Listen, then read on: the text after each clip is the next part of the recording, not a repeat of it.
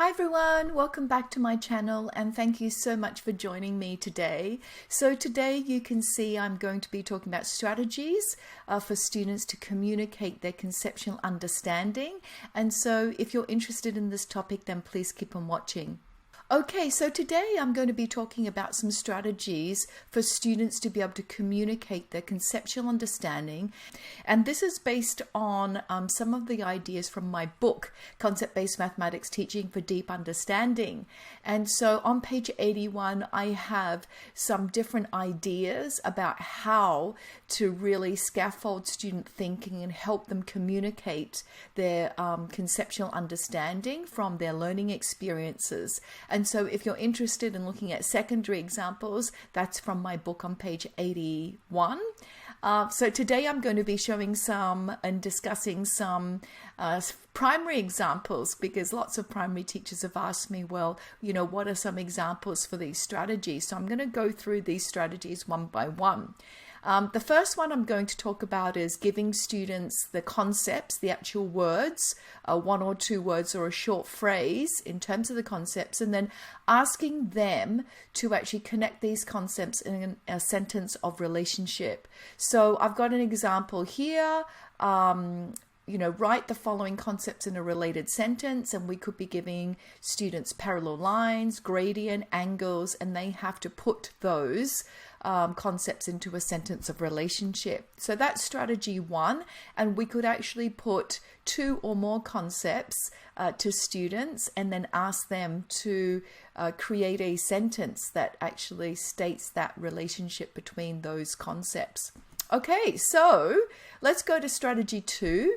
And strategy two is a simple one that doesn't require any preparation.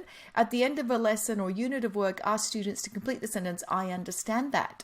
And so I have an example here from the primary classroom. I understand that standard and non-standard units allow us to compare measurements.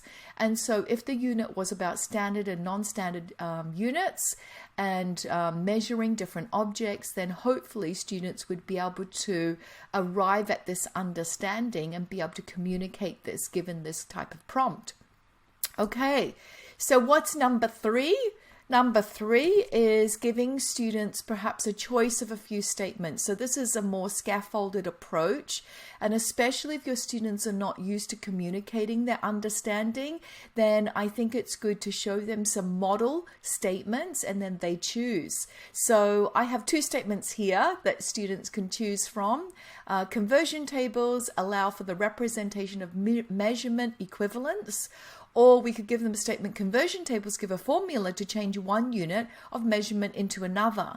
And the students have to decide which one is better and then justify why they think that statement is better in terms of reflecting the deep conceptual understanding from their learning in the classroom. Okay, so let's have a look at number four.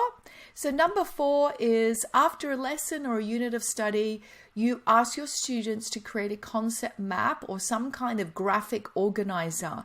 And I think that this really requires more higher order skills when you're asking students to synthesize and create.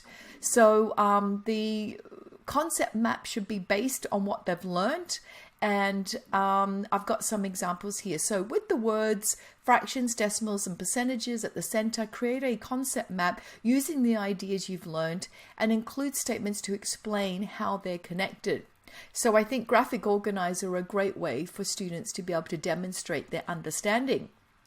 Now, let's move on to number five. So number five is another example of a highly scaffolded approach where we give students a closed activity where some of the concepts are actually omitted and students have to fill them in if they need the hint jar. So here is an example of a closed statement. The area of all triangles and any blank can be deconstructed to form a blank to work out the area of the shape.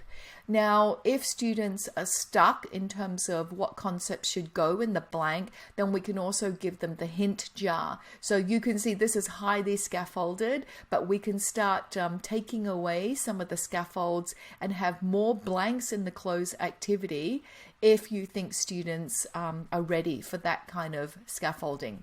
Okay, so the last one here is that students devise a headline. So you can see this has less scaffolding.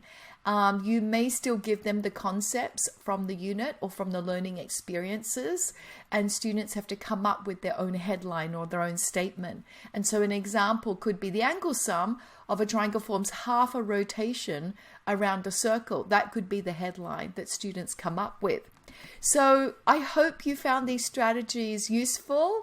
I know that there are lots of other strategies too, so please feel free to put a comment in the section below with suggestions of your own strategies to help students communicate their conceptual understanding. Thank you so much for joining me today, and I hope to see you next time. Bye.